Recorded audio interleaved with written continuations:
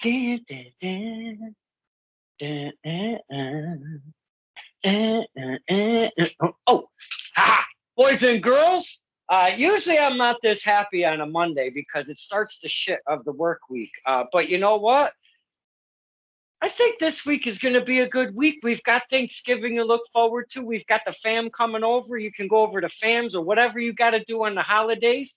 There's a lot of partying. There's a lot of eating. But right now, Monday evening, this is Stir the Pot with Don Kincaid and my very special guest. This is going to be interesting. Fly, fly guy Noriega. I got to remember these things. Welcome to the show, my friend, and I want to get your name straight because you are a debuting talent, and I appreciate your time coming on, my friend. No, thank you. I appreciate it, Don. I've been wanting to do this for a hot minute since you started doing this. I just wasn't at the level yet, to be like, hey, Don, let me on the show. I wasn't trying to be on here for no reason. So. No, I appreciate that. I mean, I like to get on the talent, the referees, the announcers, and such, and promoters, and we have a lot of fun. I have some fans, we come on and we gathered. It's been a minute since I've done a fan roundtable, but yeah, no, I appreciate that because we have seen each other at the shows building up to me seeing you in your first in-ring performance, which was an amazing special event. We're going to be getting to that. But I call you Fly Nye. Can I call you Fly Nye instead of Fly Don, that works for you, Don. For me, I'll lay it out here right now. What I got working in the booth right now is Fly Isaiah Noriega. That's what we're working with right now. Any kinks that we need to add to it down the line, we'll go from there. But that's what we're rocking with for right now. All right, I got you. I like me some Fly Nye. I think it's got a little ring to it. Now, I've seen you at these TOS shows in and out. You've been on the road with the boys and girls from TOS, may it be here, there, even going up to the sister promotion, being Belltime Club.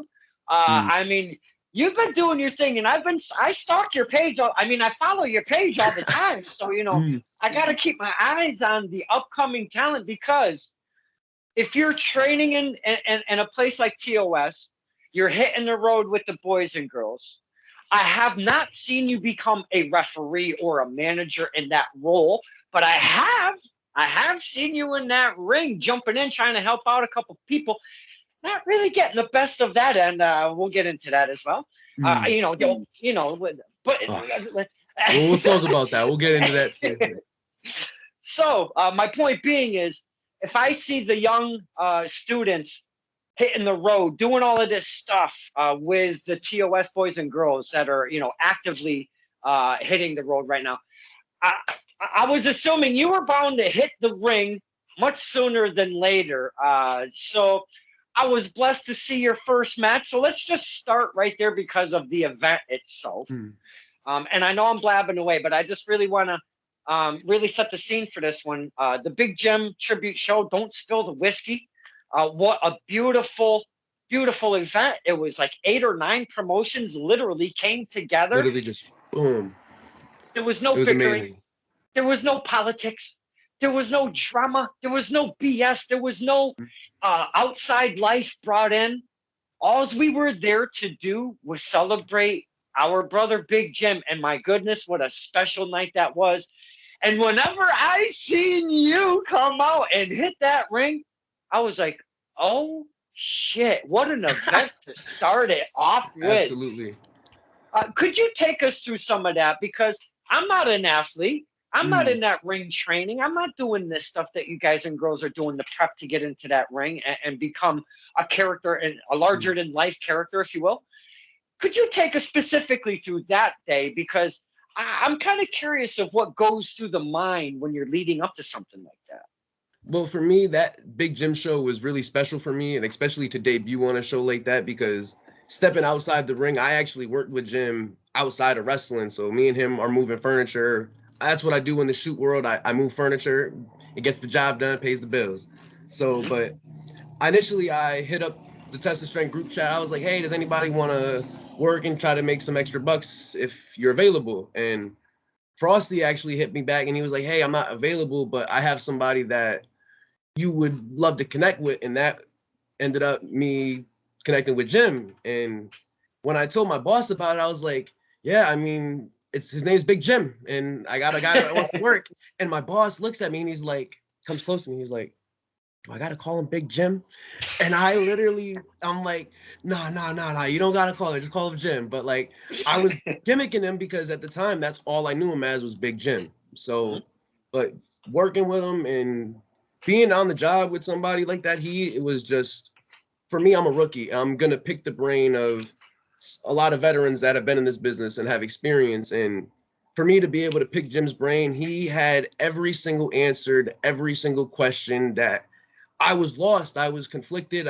As you saw me at the shows. I was only making run-ins. I haven't really been working, but then there I am working with Jim, and he just basically gave me this new approach to view this art form pretty much. And losing Jim, it sucked because I was at the Northeast show in New York and Poughkeepsie, and when I seen him doing the club cam stuff with Cam Zagami, I was like, he does look like a bodyguard and a bouncer. Like, I would not want to be manhandled by him at the club if I were to, get a little tipsy off the whiskey, But nah, he was awesome, man. So like, I ended up catching COVID in the middle of August, and I talked to Jim, and me and Jim made plans to, get to the gym and, get the fly guns bigger, you know what I'm saying? And unfortunately, I'm sitting home and I'm watching this match with Flash Waller at the Blood, Sweat, and Tears, and I'm like, man, Jim is just having fun. I could just tell he's in there having fun, especially with Lil Bro like that.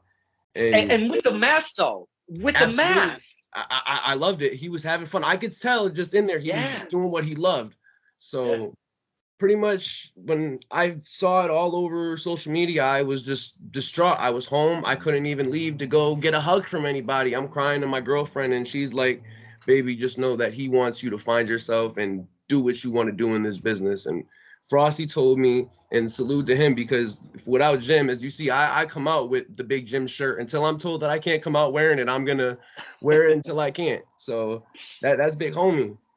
And the day I got the notice, I was initially supposed to be in the Battle Royal. I was just thinking, oh, this is going to be fun. Me hanging out with all my boys and stuff like that. Throw maybe one of my boys over the top rope. But I'm working, moving some furniture, and my phone doesn't have service. So when I connect to a hotspot, I get a buzz all in my pocket. Bzz, bzz, bzz, bzz, bzz. So I get it all at once. I check.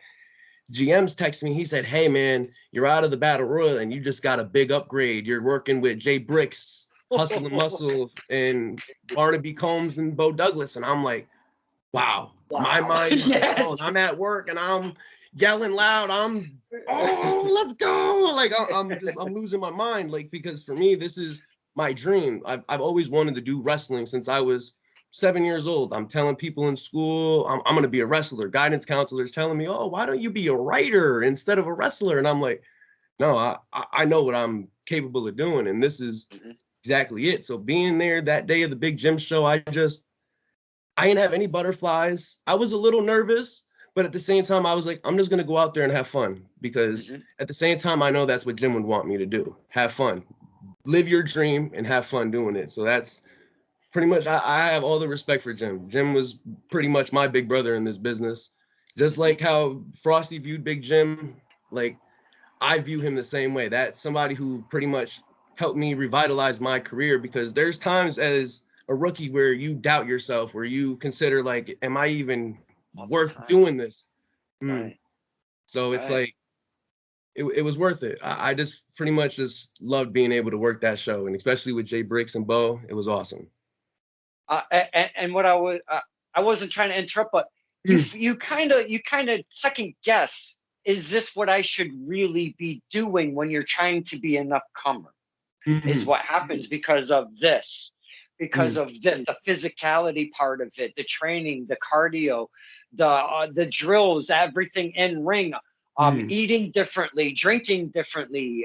Your whole life changes and I've always said it, and I'll never say it any different. I don't care who says it's, the fake word and all of that shit, and anybody could, no. You have to be an athlete if you want to be a wrestler of some sort. You have to be an athlete.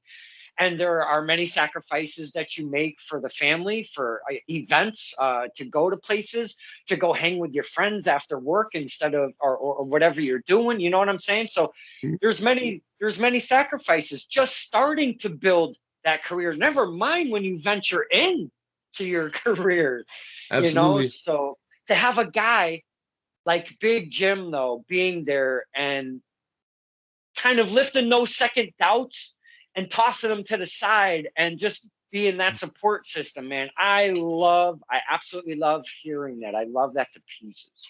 It's all love for Big Jim, man. Like for me, I'll always rock the merch. I'm always going to think of him no matter where I go. He pretty much made an impact not only on my lives, but for the people I work with too. So like when I brought him in, everybody usually is like nitpicking on the new guy a little bit, but what you're not gonna nitpick on Jim, like like you can't pick on him, like. But once because Jim he's got Big in there, Jim. absolutely, and that's what all my coworkers call him. That's Big Jim to them. Like Big Jim was gonna go out to the club with the boys and everything like that, and we were gonna have fun and stuff like that. So it was like he literally made an impact on my life. Like today, I seen one of my good coworkers. He had the Big Jim bracelet on, and I looked at him. I'm like, hey man, like he made an impact on everybody that he came around. No matter if you were just in the room with them, like you were always gonna wonder what's that guy up to. You know what I mean? Just the gentle giant. You know, it's awesome. Absolutely. Now I kind of want to get back to the match that you're in because you were tag team partner with Jay Bricks, and the GM actually called me up for some crazy reason. I mean, I know there's some love with me and Jim and stuff, but he called me up to share ring announcing duties with Matt DeCourt, and fine, I damn near cried right when he asked me. I mean, I almost fucking cried, dude. So you guys, I did the battle royal. Matt DeCourt did the next match, and then I did the following match, which would be your match with Jay Briggs. And I kind of, maybe, little bit, half-assed your intro along with Jay Briggs, just a little bit. But my homie Jay Briggs wasn't a little thrilled with your performance, but it's all good though. It's all good. No, he wasn't.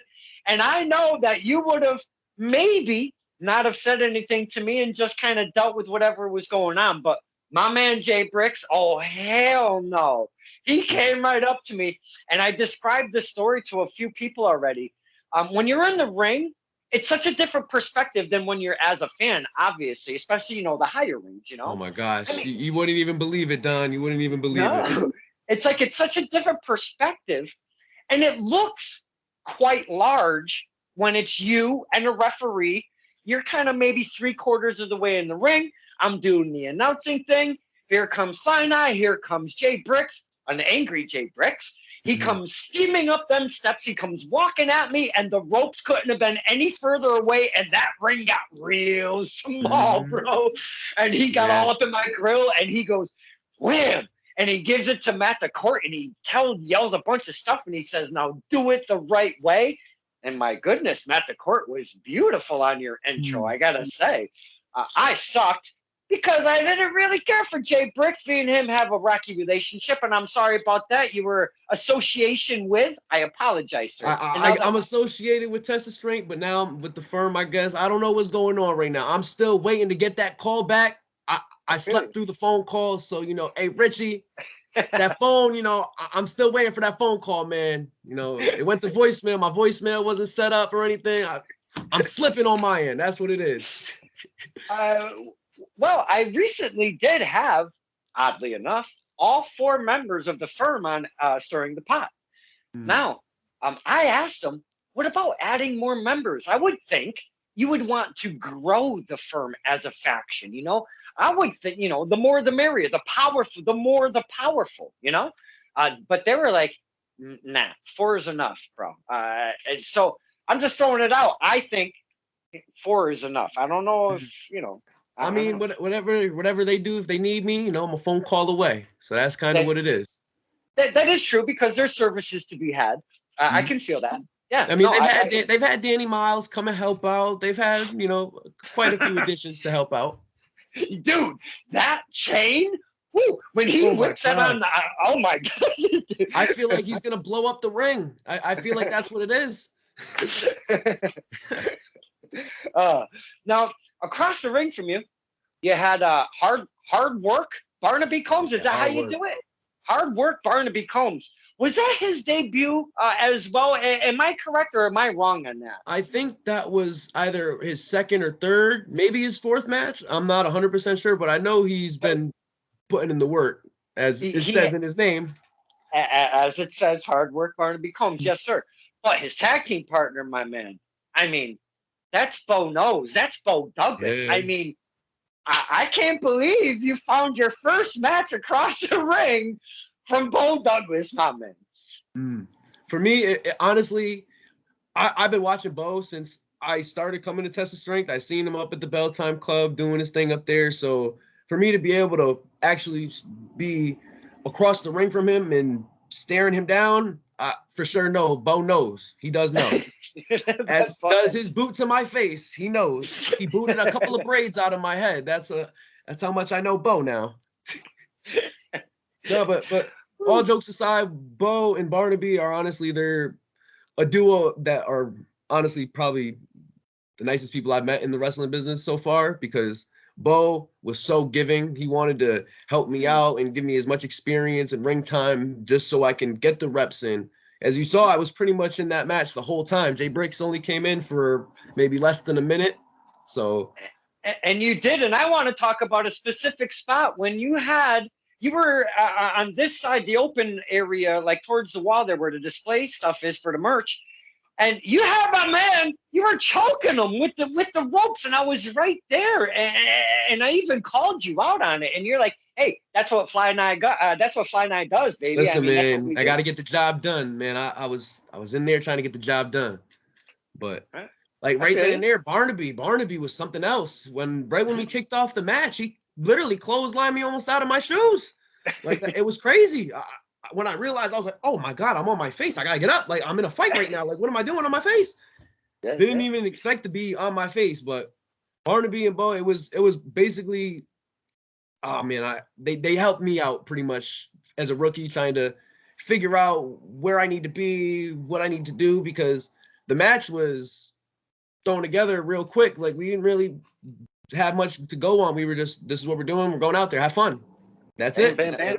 For me, I'm going to work now. I don't want to view this as doing a job that I don't want to do. I'm gonna go to work and have fun because this is what I want to do for the rest of my life. I really plan on being a wrestler till I can't do this anymore. So pretty much being with Bo helped guide me along the way, helped pretty much help me structure a tag match better because as a rookie, you're always wanting to learn more and being able to construct better matches down the line. So if I got this match set up, I watch it, I can understand, all right, now I could do something better in maybe the beginning of the match, or I could add something in the elements to maybe help it more, let's make it more suspenseful because in a tag match, all you want to see in a tag match is a tag. That's all you really want to see, tag team wrestling. And for me, I love tag team wrestling. When we're doing matches at the dojo, having fun, it's tag team wrestling. You have fun doing tag team wrestling. You're wrestling with your boys. So I learned a lot, especially being with them. So Do you find your career ahead of you being a singles or tag wrestler here? Where do you see yourself? well, with Tucker being out on the shelf right now, I always saw myself being a tag team wrestler because Tucker, Okay. Caddy, whatever he's going with right now is he was my best friend and he's always going to be my best friend in wrestling. He was the first person that kind of guided me along into where I need to be because we were doing backyard stuff when we were 15, 16 years old. And out of all of our friends that were doing it with us, we were really the only two that were like, this is what we want to do. Like, we're going to go to the wrestling school. We're going to do this the right way and be safe about it because we were young. We did a bunch of stupid stuff that may not be the best to look back on because of all the knowledge that we have now that we weren't really aware of because CTE and all the other stuff, it really wasn't known back Right. then, especially even just a couple of years ago. As the Right. information comes out, you learn a lot more. Tugger is suffering from a lot of neck problems, so it's like he's not really sure if he's going to be back in the ring or not. So for me, I was especially during COVID, put on the back burner because I'm telling myself I want to be a tag team wrestler with this guy. This is my best friend. I want to do this with my brother. And I had to come to the realization where this is still my career at the end of the day, and I still gotta pick myself up, no matter if he's sitting down. And as much as I hate to say it, if he has to sit out and watch me from the sides, I hope he's still cheering me on, because if it was the roles were reversed, I'd be doing the same thing. Because that's the Absolutely. guy I wanted to be doing this. I want to see me and Tucker, versus Cold Cash. That was what I really wanted for the whole time, as I seen Caddy being taken advantage of by these two big guys. I'm like, Tucker, I'm your best friend. I'm always going to be by your side. I'll help you out if you need somebody to come rough these two up to tell you that you're the man, Tucker. But it's hard. But right now, I'm stepping in as a singles right now, and I'm really trying to just have fun doing it, because I always love doing tag team wrestling, and that's what I don't want to say it was easier, but it was something that you can learn and just keep going and just stem off and do different things with it, because it's fun being the bad guy or even the good guy in that situation. And you get that, and I'm not saying it's a break, but you get that little on the outside of the rope time, because obviously you have a partner. So there's a little bit of different breathing room than if you're a singles wrestler and trying to continually do a match. Yeah. So I mean, there's minute elements of tag team wrestling that a lot of guys really, really dig, and that's what they want to do. I mean, look at HOP, for crying out loud. I mean, those guys, I know they they've been together for a minute. Yeah, and they pronounce they rock it. I've seen a couple of their matches they had against the Haven, and they're pretty good. I like their work. I see them at the Test of Strength shows all the time. I always say what's up to them, because those are big homies right there. Eventually, I might be able to work with them down the line. You never know. I would love to see those two get into the NWA specifically. I think that's a great fucking niche for those two. I think it's absolutely perfect, man. And Absolutely. I would hope they get that higher platform, if you will. Oh man, that would be really cool. Honestly, I'm always happy to see the people that we support at Test of Strength, and say all the other local promotions that we have around here, that get the guys that are on TV now, like say Jora Joel. See, I talked with him at the recent show we did at MWF in Melrose. I got to sit and talk with him for a little bit, and I got to tell him, like, this is what I want to do. And I've had moments where I've stirred away and I thought this isn't it. Like, I need to reevaluate my career right now. And he told me, he was like, when it becomes hard like that, just take a step back and realize, like, if this is what you want to do, then you're always going to be here. And for me, no matter what hard times have came into my life or I've stumbled upon challenges, I've always came back to wrestling. No matter if it's when I pick up my phone, when I'm talking to a friend, like, it's always going to be wrestling. I've always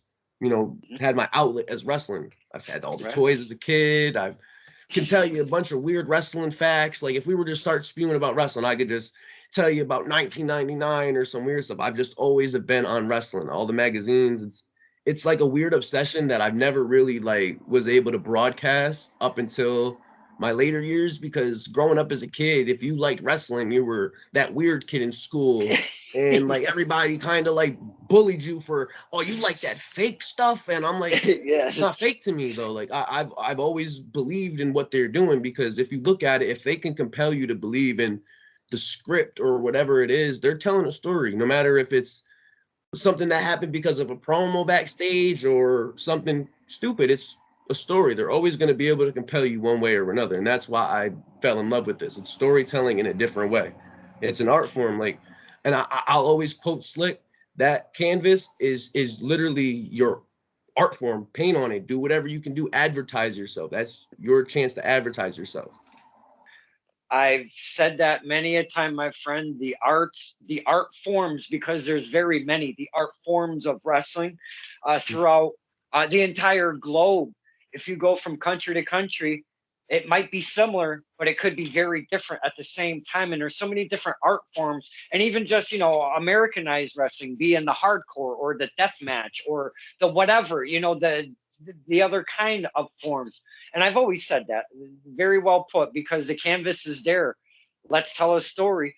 And I just want to touch upon that real quick, because at Test of Strength, we've got a few stories that I could pick from, but I know one that you've been watching along as a fan and as a student and right along has been this whole Karen Bam Bam Danos thing going Mm. on. And dude, what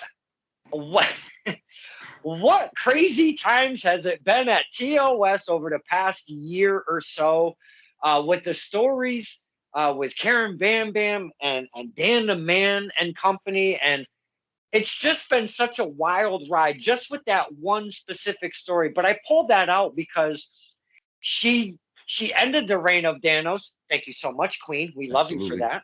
I Hmm. slapped him right across the faces. Oh my goodness. Hmm. Heard probably a couple states over easily. Oh, Uh, definitely. They heard that when back in she, New York. They heard that back in New York. whenever she got the pen on Dan the Man, Ryder Smokehouse lost her ever loving shit. The fans went livid, man. It was awesome. It was such a cool vibe. It's something that I'll never forget because first off, Dan the Man lost finally, and Karen Bam Bam was a new champion to Touch of Strength. That was an amazing day, and I'll never forget it. It was fantastic. But I bring it up because Test of Strength just gives us these stories, and you happen to be taught Test of Strength, and you see these things culminate right in front of your eyes. It's got to be pretty cool to see it from a different view, if you will. For me, I learned over the years because I started way back at PWA back in like 2015. That's initially where Okay. I got my start at, but being young, I was in a foster care system. So like I got in trouble at school fighting Tucker to be I'll get into that story later too, but like um I was doing it then and I just got into trouble and I had to step away from it. And so like for me being out of the business for so long and then coming back into it and being at Test of Strength, it's like family. Literally everything we do, it's a family there. No matter if it's just setting up the ring or putting the ring in the truck. It's literally everything we do, it's like family now. Like and I've never felt more welcomed because they make me feel like I'm at home, no matter if we're laughing, joking, shooting the shit. It's family time. So um being there, it's like we started very small. As you remember some of the training days, it was very small, and now here we are, we're taking it on the road, and now we're venturing out. And I feel like the audience that we're trying to reach out to is finally understanding that indie wrestling is hot again. It's cool to be into wrestling. So for Test of Strength, we're just trying to captivate the audience and be able to tell stories because say some indie shows you go to, and I'm not trying to shoot on anybody, I'm just saying some you go to, they'll just have random things put together. And then say the next show you go to, it's something completely different. But now at Test of Strength, and I'm going to quote Dan on here, it's all about the mission. It's all about being able to reach the audience and tell the story to the people that are going to keep them coming back. Because if you keep telling that story, what's going to happen next? I want to be able to see now that Karen beat Dan, what's next for Karen? Who's going to come face Karen? Is Dan going to win it back? Or it's always the wild question of what's going to happen next. And as long as we can keep the fans on the edge of their seat, standing up, like just cheering for everybody, it's a plus for everybody. Test of Strength is literally hitting on all cylinders, and I'm just so glad to be along the ride because it's literally seeing something succeed and grow from the ground up. And honestly, I'm glad that Slick is doing this because he is keeping that Kowalski legacy going and just building off of that. It's amazing. It's honestly amazing. I love all of the training days. I can't remember the first one I went, but I know it was in the low teens, maybe even 12 or so around there. I want to say I've been going. But once they started going on the road, like you described, with the bigger venues, the bigger crowds, Mm. I like to call them the pay-per-views, the TOS pay-per-view shows. That's what Mm. it's a different vibe than it is at the training days, obviously, because of uh, there's only about 20 or 30 chairs there, and it's a Mm. very intimate setting. Oh, And I it's speak tight. of It's that. tight at the dojo. And I always speak of the test of strength setting because it's the most intimate setting that I think I've ever been a part of, besides like a PWA when they were in Cheshire. Yeah, that's where But where I started training at, was in the dojo with Cheshire there. And that was Mhm. when you got the Friday night fights there, when you had a full house, you had people standing up on the back wall lined up, and it was hot in that room. It got hot in that little garage. And that PWA. Now, I've interviewed Miss Cara Scarfo. And they were supposed to come back, through the whole COVID thing, and it really just didn't pop in for them. But I've always enjoyed speaking of the concept of the PWA, what they did, the lottery system, if you will. You never knew who was going to fight who. All they would do is put up pictures of talent and say, these are the guys and girls who are coming. But we have no idea who's going to be fighting who, because everybody picks a number. And this is legit. This is not a setup thing. Like they come in and somebody just says number 1 against number 7, and you get the good guys on the left and the bad guys on the right, and whoever is 1 and 7 would come in. And same thing with the crowd, though. To the left was the good guy side, and to the right was the bad guy side. And I have never been in a wrestling setting such as that. So unique, man. For me, it was crazy because when I first walked in there, I'm surprised too that I haven't met you way back then, because I was there 2015, 2014 at PWA, way before like I even knew I wanted to really get into this wrestling stuff. Like I knew I wanted to do it, but I never knew the steps to do it. I was just going there. My friend knew JVS and stuff like that. So he was like, hey, I know them. Go down there and try to see if you can get your foot in the door. So you go down there, and they were doing youth classes. So as I asked my caseworker that was holding me in like the foster care system, he was like, if this is what you want to do, I'll take the finance and I'll pay the wrestling dues, and you can go 2 days a week and pay your dues, go do your bumps and stuff like that. So nice. When I signed up, didn't know what the ride was going to be. I signed the waiver at 14, and I was like, this is it. I'm going to do this. So I remember hitting the ropes. I remember taking my first bumps. I remember having my first match, and I was actually training with Zachariah Gibbs. So he was in my training class around the time. So for me, I've always, like I said, now I'm around people 24/7 that I ain't even know was going to be along this journey with me. So it's amazing. So let me get to the Tucker thing. So me and Tucker are doing this backyard stuff, and we had this wrestling character called Liberty Man, and I was going to play a superhero and tap into a different character, and I never did something like that before, and I wasn't able to get to the park that day and wrestle, so he had somebody else play my character, and I was very, very upset. And I was joking with my friends at school. I was like, man, I'm about to beat up Tucker. I'm about to really just get him. I'm about to get him and stuff like that. That's me being set like really PG on that one. So pretty much my boy, one of my best friends, was like, you won't go up behind him and put him in a chokehold. I was like, man, say the hell I won't. So I got up, I walked over behind him, and Tucker was eating his sandwich. I locked in a chokehold, and I didn't really put it in that tight. And I swear to this, Tucker says otherwise, but I put it in, and I looked back to my boy to laugh. I was like, I got him. And all of a sudden, boof, I got hit in the face. And I was like, oh, we're on. Boom, boom, boom. We're hitting each other. We're beating the hell out of each other in the cafeteria. And all of a sudden, I just felt a hand put on me, and boof, I got rock bottom on the table by a cop. And I'm like, oh, this is where we're at right now. Oh, okay. Got sent to the office, got suspended, and me and Tucker now for the next 2 weeks are going back and forth on Kick. We're both suspended, both just shooting down on each other, because now we're mad at each other. We really just fought, and now we just really tarnished our whole relationship. And here we are in school again, like maybe 2 weeks later after getting suspended. I'm in class across the hall from Tucker, and Tucker's blowing up my phone on Kick, back when Kick was like the best chatting app to have in high school. So Tucker's like, after class, I'm gonna kick your ass. And I'm like, okay. So I'm in a chemistry room, and they got 2 exit doors. So Tucker is waiting for me to come out this door that I usually come out of, because we've been coming out of the same door all year. I decide to come out the other door, and I'm trying to like walk by and I'm like, I just hope he doesn't see me because I'm not trying to get suspended again. DCF was already mad that I got suspended the first time. And I was already like pretty much like that was my one morning. Like if you get in trouble again, you're done. So as I'm walking, Tucker finally sees me and he just charges at me. And my inner Hulk Hogan came out and I big booted Tucker straight to the floor. He boom. Tucker no sold my big boot. He got up, Shut up.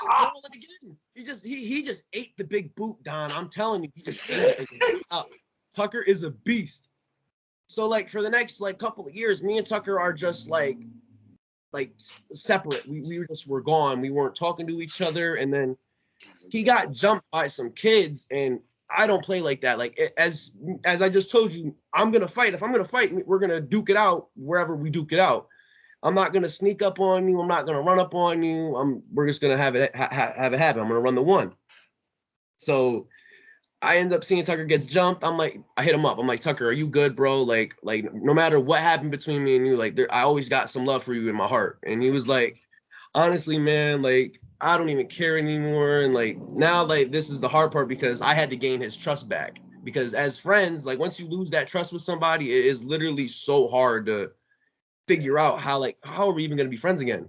Like, right. And so me and Tucker, once me and him, because I ended up like getting into trouble with DCF, they were like, all right, you can't wrestle no more because you're fighting in school. Wrestling is not your outlet. So boom, I couldn't wrestle anymore. That was 2016. And I'm like, damn, like I'm 16 years old. Like this is all I know now. Like I just been going to school. All I know is get my homework done. I'm not really sure if I want to go to college or not. So I'm just gonna get my work done and go wrestle. That was all it was. I had good grades. I made sure I was doing well just because JVS was like, hey, if you're not going to have good grades, I'm not going to allow you in my ring. So you need to have good grades. And that was honestly what I needed to hear because that's important. At least get my diploma. So if I need to work a 9 to 5 and pay some of my dues, then I'll be straight. So at least JVS was hard on me on that point. And I really do respect him for that. So, but with Tucker, man, me and Tucker it was weird because we ended up reconnecting one day in like the middle of 2017. And we were like, you want to just wrestle? Like, we'll just wrestle, have fun. Because I was doing a bunch of this weird backyard stuff and I had a random little wrestling belt. So we went and we wrestled for like 30 minutes in this park in Meriden. Cops called. Shut up. We're doing the most, just having fun. But that's when I was like, I got to let Tucker win. I'm going to let Tucker win. And hopefully that'll help me get his trust back. So put him over. We have fun. And eventually we just slowly but surely just clicked back together. It was hard because for me, I'm really close with his grandmother. Me and him we're family together. I don't look at Tucker as my best friend. I call him my best friend, but that's my brother at the end of the day. Like that term, I feel like we really use that term way too much in wrestling because like some people will get it confused. Like, is that man really your brother? Like, but for me, I'm like, no, like that's not blood, but that's always going to be my brother at the end of this. No matter if the chapter's closed for me or him, that's my bro, always.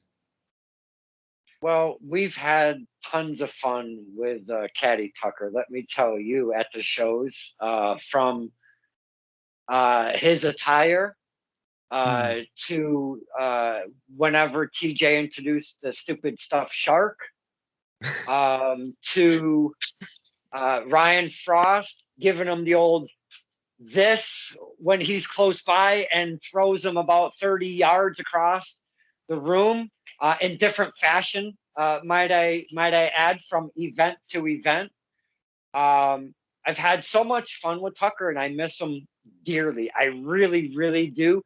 I thought he was a great. Let him know that because he's gonna watch that. Let him know that because I've been trying to get him to come around. We miss you, Tucker. We love you. Yeah. I'm gonna make sure this timestamp is noticed, so I'll show him the video. We are actually at 39 minutes right now. So if you can remember that, 39 minutes. All right. I already did. I'm gonna make sure he knows that. Mad love for Tucker.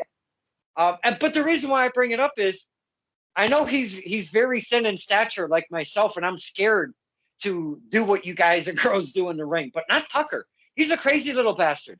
He gets right in there. He does the stuff. I've seen him train. And I've told him before, I give you so much credit for getting in the ring with your physique, bro. Like, I mean, you're built like a candle, like myself. Like, holy shit.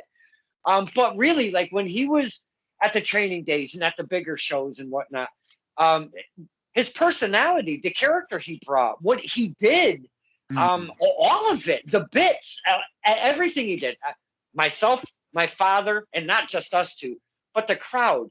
If you hear the crowd, they react to that stuff, and they were in on that stuff. And I give credit where credit is due. And Caddy Tucker was so much goddamn fun, Fly Night, and I missed the kid. I really did. I got mad love for him. I fucking love that kid. That's my brother. At the end of this, I'll always tell him that. That's all love for him. But when I'll go back deep, because when we were sitting at the high school in Platt and we were just sitting there, everybody's making fun of us because we're sitting there watching our wrestling videos. I said to him, I'm like, we're going to make this. We're going to do this. And no matter what anybody else thinks, this is our career, because we got passion and we got pretty much, I like what Ed said, we got grit. Because for Tucker to be his size, taking the shit that he's been taking, because Tucker, he's not the one that's going to tell you no. If Tucker wants to do it, he's going to do it and he's going to try it. So he's got a lot of heart, no matter. And I tell him, because once he was told he can't do this, I told him, I'm like, Tucker, don't let anybody tell you can't wrestle. Big Jim had spine surgery and was told that he was never going to wrestle again. And then there he is at training with us, taking big bumps and stuff like that. And I'm looking at Tucker, I'm like, no matter what, you can still do this. Take your time, try to get your mind straight, because for me, I question this. I've told myself when I'm sitting here depressed and I'm hurt, and because right after the Big Jim show, I fell down a flight of stairs at work at the shoot job and had a dresser literally like impale my leg. And I'm sitting here thinking, I'm like, please God, please don't have this be a break or a fracture. Like, I just wrestled, literally just wrestled and made my appearance for the first time. And like, it's the fact that you got to keep going, no matter how hard it gets, no matter how many times that you doubt yourself. This is something that I feel like a lot of people have love for and just can't just turn their backs on. And for Tucker, I just don't want him to turn his back on this business, because he has people and family that love him so much and want him there dearly. Even if he can't wrestle, even if he can't do any of the big spots, just be there, because it's like family. And he's at a hard place right now, but I just know for a fact, once he gets his mind straight and he's back around the boys and the girls and just all the fans, he's just going to soak it all up, because COVID really did us no justice, really, because when he got hurt at that show, it's been a downhill ride ever since, because we've been trying to pick him up and make sure, because I pushed him a lot to get back in the ring, which I shouldn't have done, because I just, like I told you, I wanted to do this tag team thing with him. So here I am egging him on when he's not really 100%, and he's damaging himself pretty much, because he doesn't realize how his body is reacting to this, because you get body slammed and it's not like we're landing on a mattress or a pad. It's a thin pad, but it's wood and steel beams. This is not something that everybody wants to do every single day. Some people will get in there their first day and say, this ain't for me. One of the legends, Kurt Angle, got in the ring for the first time, his first day at training camp, and said, this ain't for me, and had to be talked to and told that, hey man, you're a wrestler. You can do this. No matter what steers you the wrong way, remember that wrestling is always going to be there and it's always going to love you. Even if it is an evil mistress at some times. It's D'Lo Brown told me that wrestling is your evil mistress, and you love them, you hate them, but they're always going to be there. You know, it's crazy. Well, we do love us some Tucker, and we hope to see him sooner or later, no matter which. Like you said, get yourself together, find yourself, come back, because I feel he's a great talent that's missed.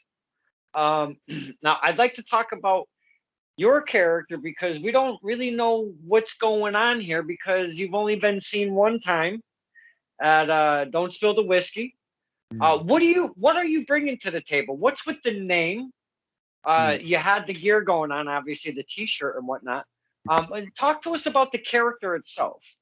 For me, well, I've always wanted to use my name, Nizea, And for me, it's a unique name, and not a lot of people are gonna have that name. So right off the rip, I got something that most people don't have, and that's a unique name. Some people have something simple like John or something, but I'm not trying to shit on anybody. There's John Cena in the world, you know what I'm saying? But it's something simple.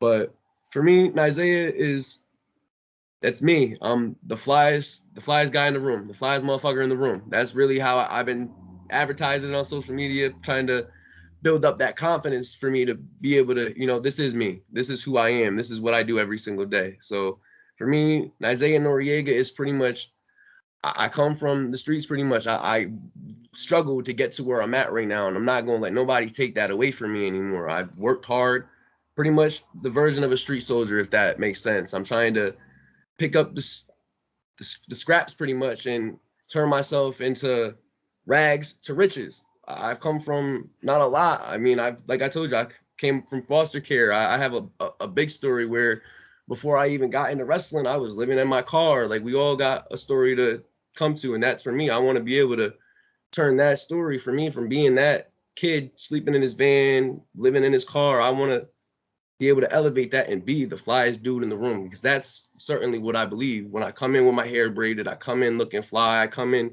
pretty much living up to that moniker, fly. I am fly in every single way possible. When it comes down to the glasses, if it comes down to the do-rag, it's the style. For me, I don't want to say I'm going to be the traditional guy that comes in wearing tights and boots and stuff like that. I want to push the envelope a little bit, because there's guys like Enzo that came into the wrestling business that had character, that had personality, that aren't wearing boots, that aren't wearing, tights and stuff like that, but they're still being able to captivate an audience and do this to a higher extent.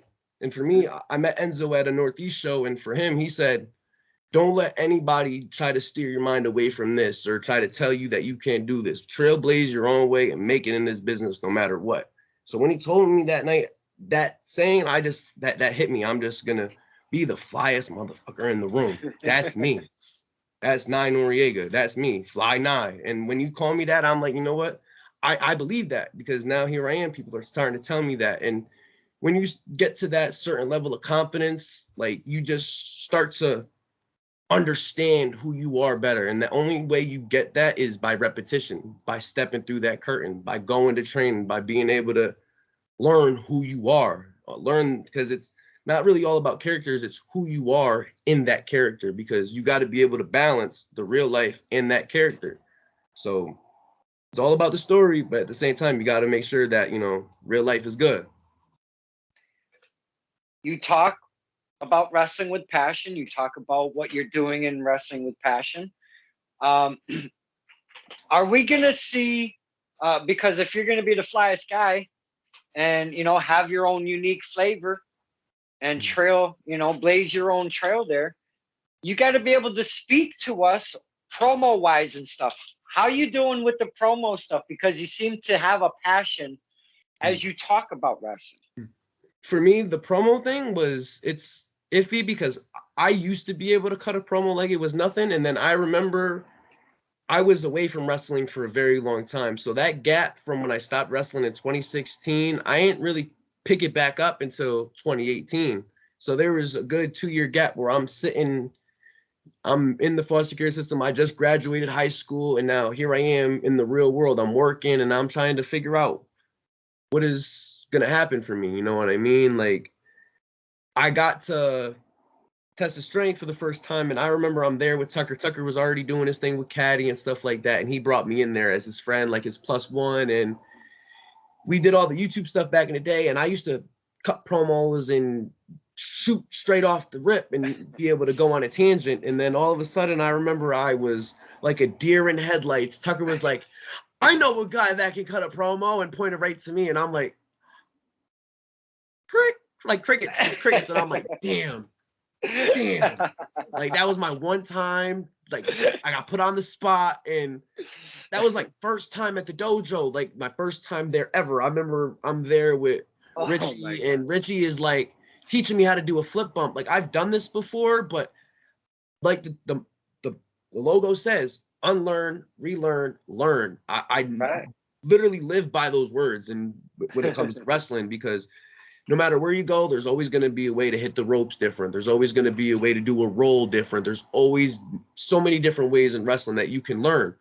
And pretty much being there, I remember learning how to do a flip bump again. I remember doing my front rolls for the first time. And that was pretty much the steps that I'm like, you know what, this is it. Wrestling is for me. Like, this is it. Now, when I talked to just recently, again, talked to Mark Alexander, the debuting Mark Alexander, might I add. That's my boy. That's my boy. That's my boy. I wanted to pick his brain about the first time he got there, but I think yours is going to be different because you went with Tucker, and Tucker has already been going, and he knew exactly where to go. But when you're pulling up with Tucker for the first time at Test of Strength, did you even think you were in the right joint, man? For me, when I got there, I'm like, Tucker, where are we right now? Like, I'm in Hartford, like, and Hartford already has a bad rap, like, and I'm living out my car now. So, like, if I were to get mugged or my car taken, there goes my house right there. My mobile on wheels is gone. But when I got there, you just literally just get used to being there. That area, just once you pull up, that's the dojo. That no matter if you got to walk up those stairs, walk into the building, that's the dojo. I literally don't even count that one little room, the dojo. I count pretty much that whole area right there is pretty much that dojo because we film promos outside. We do pretty much everything outside. That whole area is the dojo, no matter what it is. I remember my first promo there was getting kidnapped by the firm in the trunk, and like I'm like, what the hell is going on? I get snagged up. I'm in the trunk for like an hour and a half, and like Jay Bricks is yelling at me, like spewing out some random shit, thinking I'm some masked wrestler at the time who Ichiban took the world by storm coming in. So right off the rip, I'm like, wished he helped me when I got dragged out the trunk. He just sat there on the roof, you know, kind of just like observant, but he was soaking it all in. He was trying to understand the competition and what he was getting himself into. Because Sammy, Eli, Jay Bricks, and Richie, they're all some top guns right now. You know, they're all on the top of their game. And I am so glad I didn't even have to mention this. I am so glad that you mentioned this occurrence that happened because I brought it up. I was just going back to a couple memories in the firm's existence. And I wanted to pull a little incident that happened. You guys thought you had Ichiban, but you didn't. Now, Jay Brick started talking a little bit, but Richie, Mr. Richard Eastone Esquire, I don't want him to be throwing any lawsuits on me. He caught Jay Bricks right off and was giving us some legal jargon bullshit. And you, right there at about 50 minutes, 39 and 50, I got to time mark those two spots. You basically just said they kidnapped you right outright. Like it was you. There's no questioning it. These guys are trying to play a fucking game. They're throwing legal jargon out on STP, which I called bullshit anyways. And you were the poor bastard that they kidnapped. It was crazy. I went to training like any other regular night. And all of a sudden I'm walking out, I got my bag, and I just get grabbed. I just get snatched up, thrown in the trunk. Maybe because, you know, I'm a man of, you know, a little bit of color. I'm Puerto Rican, bro. Like Eli said, it's a Puerto Rican, bro. but man, they thought they got the man, but it wasn't. But other than that, like it's been a ride since the firm. I had the incident, you know, the night that Karen won the title from Dan. Dan had something to say to my lady. I'm wondering, like, I'm sitting there as a fan trying to soak it all in and hope to God, you know, Bam Bam, you know, squish Dan. That was we all were hoping for that. So once that happened, I get that moment where Dan comes over, slams Bam Bam on the table, and he just looks at my lady and just spewed out a bunch of nasty garbage, a bunch of BS, which was uncalled for. So right then and there, I've always had something against Dan. I've always had my bone to pick with Dan. Like, how are you going to disrespect me? You don't even know me. You don't even know my woman, and you just are going to talk the trash. I could talk the trash too if I have to, but I sat there. I let it happen. I let Karen speak for me, if that's makes any sense. No, that's fine because again, the pop when she won, it says it all. I mean, and I've talked about the way the crowd reacted when she won that championship. Now, let's fast forward because I was talking about a little Shazam action I kind of alluded to earlier. You tried to come in, and I don't remember specifically if it was. Take us through that moment because I know you remember it up to a point. I was there, and I remember seeing Dan and Richie against Ichiban, and I think it was Ichiban was in there by himself until Hippie came in and tried to help out. So Ichiban was already at a disadvantage, and so once they were trying to disrespect a masked wrestler by taking his mask off, which is the complete sign of disrespect, which you do not do. Do not do that. Please don't. But I tried to come in and make the save. I couldn't let them, disrespect Ichiban like that. That's somebody that, we train at the #1 dojo in Connecticut. That's just Tessa's strength. So right there off the rip, I'm not going to let somebody that I train with just be trashed like that. That's my boy. But unfortunately, I wasn't, expecting, a Shazam like that. I got in there, and when I was up, and then I was out. It just like a snap. I don't know what happened. I seen the footage, and I seen Tucker beasting me up. I'm like, Tucker's a beast. I was dead weight. Tucker just carried me to the back like it was nothing. He did. That's that brother mentality right there. Yes, brother mentality. It is. Because if that was Tucker, I would have done the same thing. Fireman them out, carry him over the shoulder, the whole nine. And I did clip that footage and share it. And I'm sorry I had to have you relive that memory, but I didn't really think you remembered what the hell happened. Oh, I've seen the footage, plenty of times. I've seen different angles. I've seen the hard cam. I've seen fan footage. I've seen your footage. I've seen that cutter way too many times. If that's fair. Now I want to kind of swing back a little bit. We're at the Riders Smokehouse.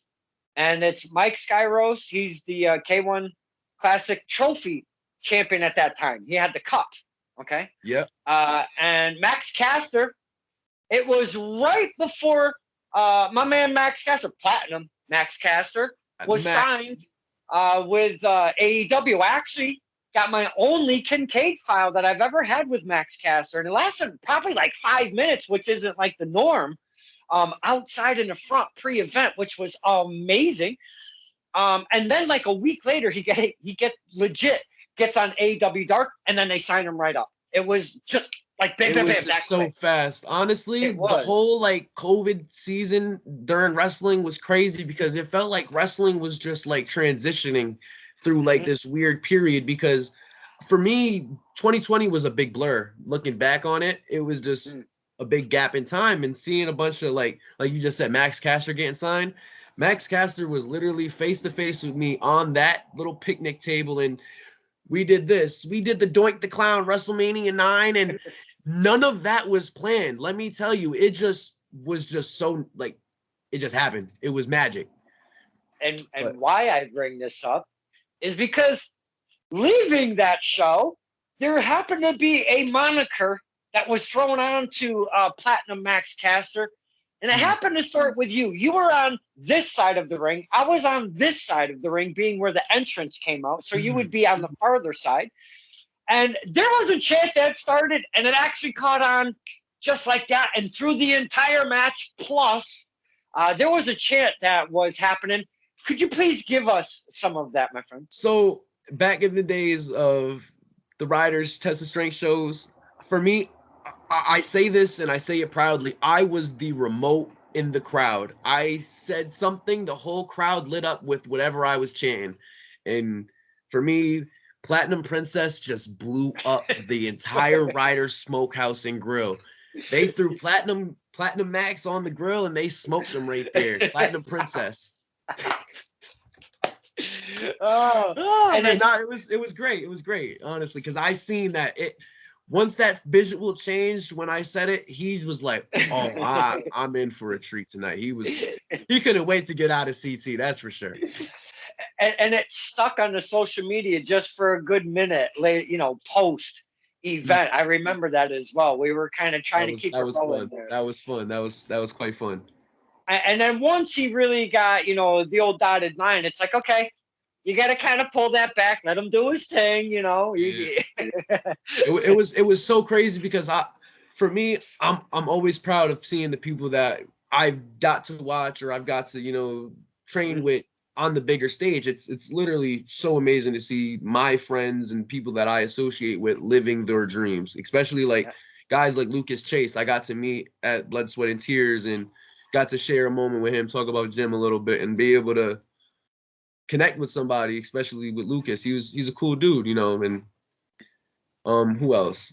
Frosty. Like me and Frosty just connected right after too, just being able to connect with people at the Test of Strength shows and just meet new people, just to build the family. It's honestly, it's nothing greater than that. I literally am glad to be a part of this. And no matter if we grow bigger in a year, 5 years, 10 years down the line, like Test of Strength is going to be here no matter what. We are making that impact and we're kicking in that door. That's for sure.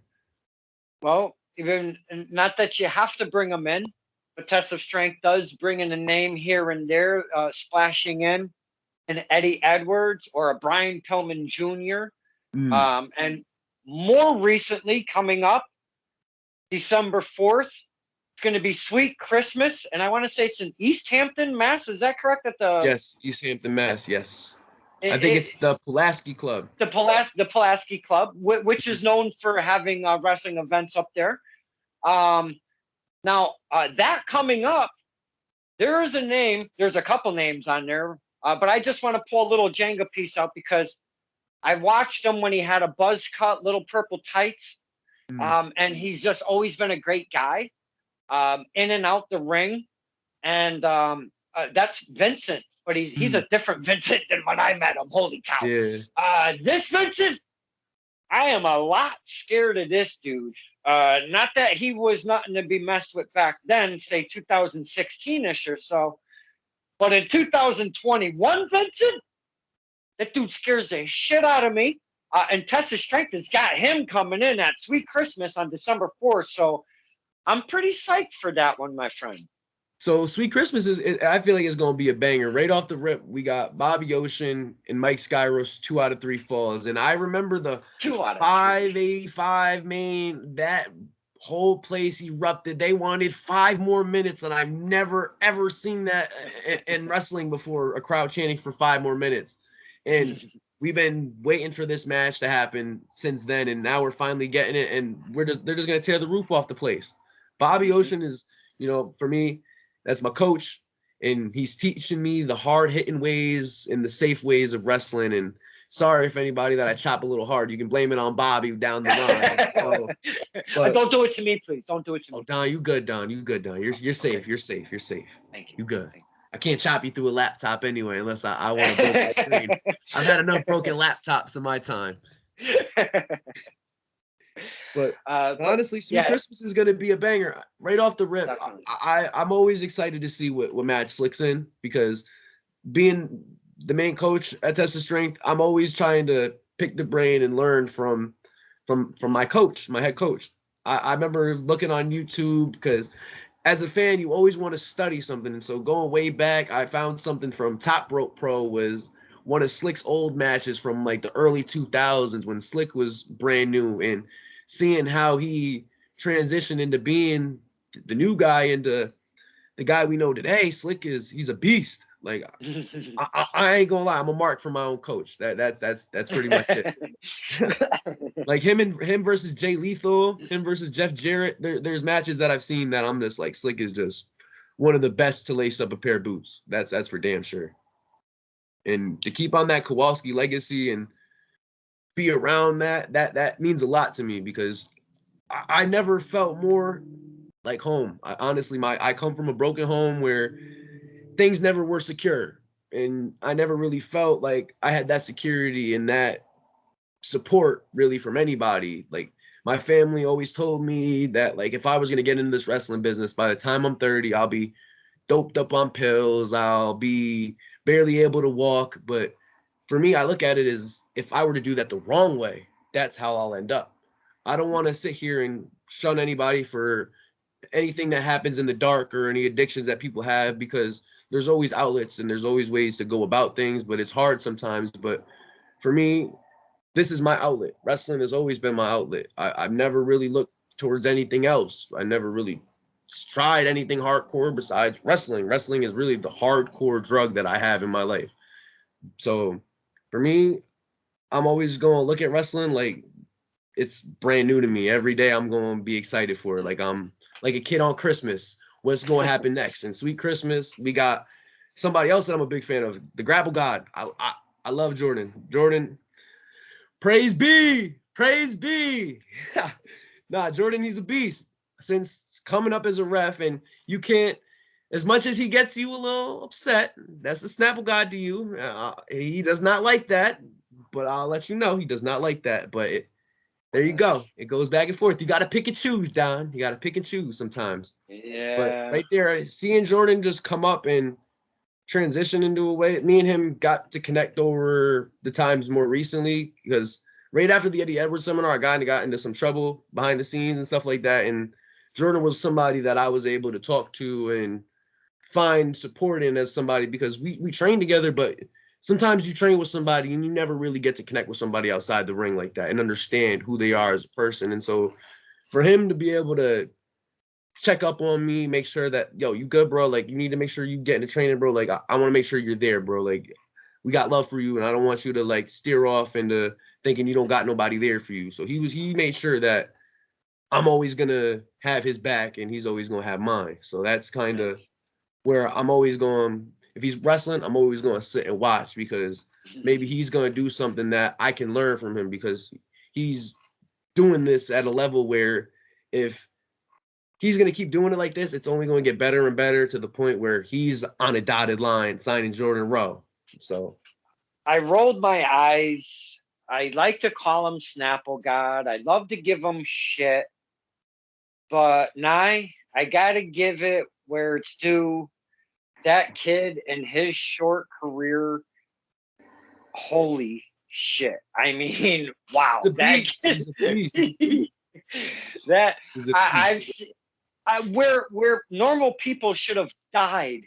And I'll say just getting flung around by Bobby Ocean, Mike Skyros, Joe Jal. The names could go on. I've seen that dude just get Eddie Edwards. Oh my God, Eddie Edwards took it to that kid. A normal man would have died. Not Jordan, not Fry Guy. I mean, not the Grapple God. And I'll give him respect right now. The Grapple God himself, Jordan Rowe. That kid, wow. His short career has just been amazing. I love watching everything he does. He's been really not afraid to go away from the dojo and try different promotions, which is just amazing. It's always good to venture out and see new pastures, if that makes sense. Absolutely. So. Yes, absolutely. Because you feel comfortable at home. I love seeing the guys and girls go away from home and being a little bit more nervous or trying something new, if you will. And I just love that Jordan's really, he's on a great path, that guy. No, listen, I wouldn't be surprised the next 3 years you see Jordan on a mainstream audience, MLW or anything like that around those lines, because Jordan, he's only getting better and he's literally improving every single week. He's getting better. It's literally insane the progress that he's made because he was there every single week during the COVID season. He was there every single week. He's one of the most hardest working dudes that I've ever seen at the dojo. So I give props to where props are due, and he deserves every respect where he deserves to be praised. Yeah, for real. I mean, I won't praise him, but I'll definitely give him some props, you know. And I know he, you know, probably enjoys a Snapple now and then. But the TOS, you know, it's funny. I'm gonna actually say something because I actually, since you said that, I remember he was picking me up and giving me rides to the dojo. I would actually buy a Snapple and give it to him when I would get in the car and be like, "Hey, bro, here you go." just to see how he would react, and he was like, "Thanks, man." It's one of those ribs that is just never gonna get old now. So yes, I love hearing that. Yes, that's amazing. Oh my goodness, I think I may sleep a little bit differently over in the future from here out. That just made me so happy and warm and fuzzy. That's beautiful. Now the TOS Dojo, they've been producing some fine students, some fine talent, as we've been talking and discussing about. We've named some names, if you will. I see a bright future for TOS. I see a bright future for the students because, again, like you said, it's gone from the dojo. It's hit the road. It's changed a little bit. There's a different vibe. It's getting its stock is building, if you will, under the TOS umbrella there. And I can't wait to see what happens with TOS, the students, and my man Fly over here. And we had such an amazing conversation. You've only had one match. It was a tag team match. Well, that you've seen. I worked actually. My birthday, I worked. You weren't there for it. I know, and I saw that, you know, it was for some private eyes only, and I get that. I can't get to them all for sure, but that was for private eyes only.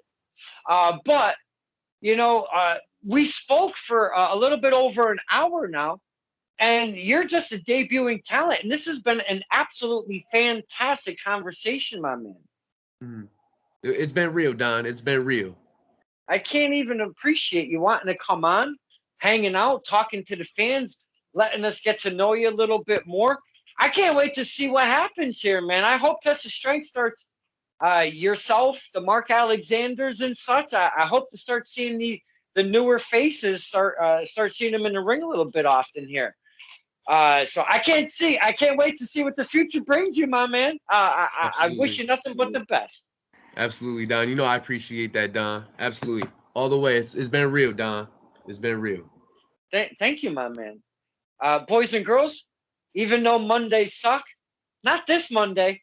Fly and I made it much better. We just flown into the new week, baby. Absolutely. This is Stir the Pot with Don Kincaid and my very special guest. I'm just going to call him Fly Night. I don't even care what your name is right now. My man, Fly Night. Thank you so much for joining us. Absolutely. Don, it's been a pleasure, Don.